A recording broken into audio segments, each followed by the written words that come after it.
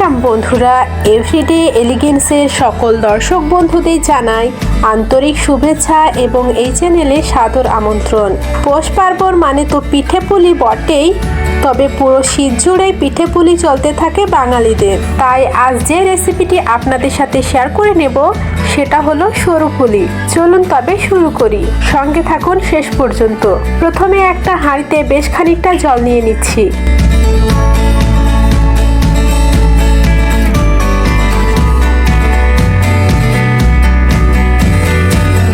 জলটা এবার গরম বসালাম, ঢাকনা দিয়ে ঢেকে দিলাম, তাহলে তাড়াতাড়ি গরম হবে। জলটা গরম হতে হতে আতপ চালের আটাটা চেলে নেব।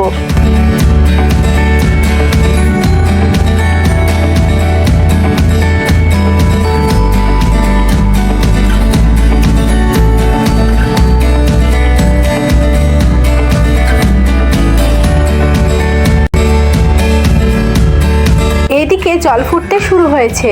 এখান থেকে বেশ খানিকটা গরম জল তুলে রেখে চালের আটাটার মধ্যে দিয়ে দেব, আর সঙ্গে সঙ্গে নেড়ে নেব খুন্তি দিয়ে।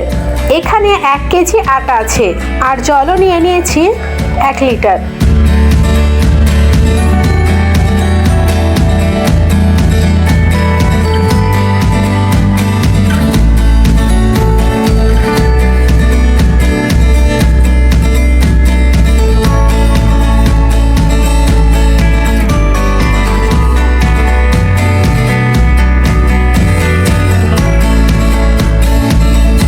জলের সাথে আটাটা ভালো করে মেখে নিয়ে এটাকে একটু ঠান্ডা করে নেব।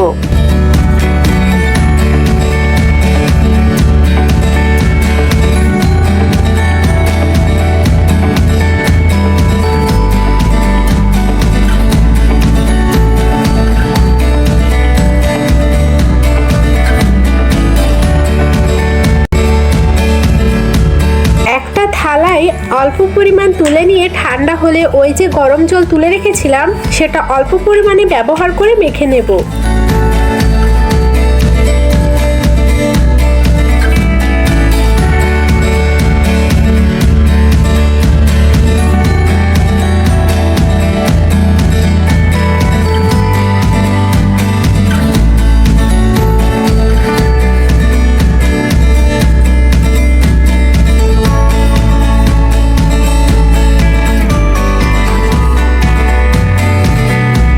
এবার চালের আটার খামিরটা দিয়ে সরু পুলিগুলি বানিয়ে নেব।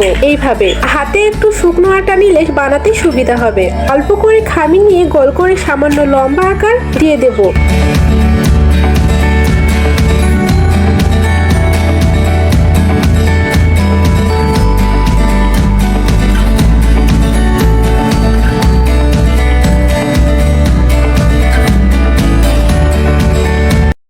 এই দেখুন, সমস্ত সরু পুলি বানানো হয়ে গিয়েছে। এবার হাঁড়িতে 500 গ্রাম দুধ ও 250 ml জল দিয়ে নিয়েছি। এটাকে খানিকক্ষণ ফুটিয়ে নেব। একটু ফুটে উঠলে সরু পুলিগুলি দিয়ে দেব।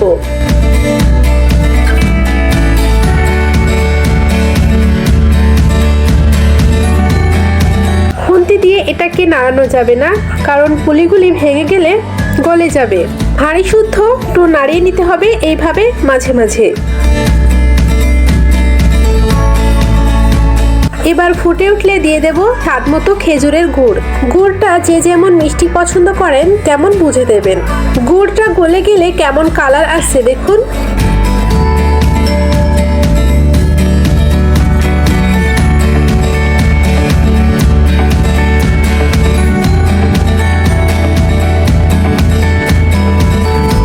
এবার আরেকটু ফুটিয়ে নিয়ে নামিয়ে নেব।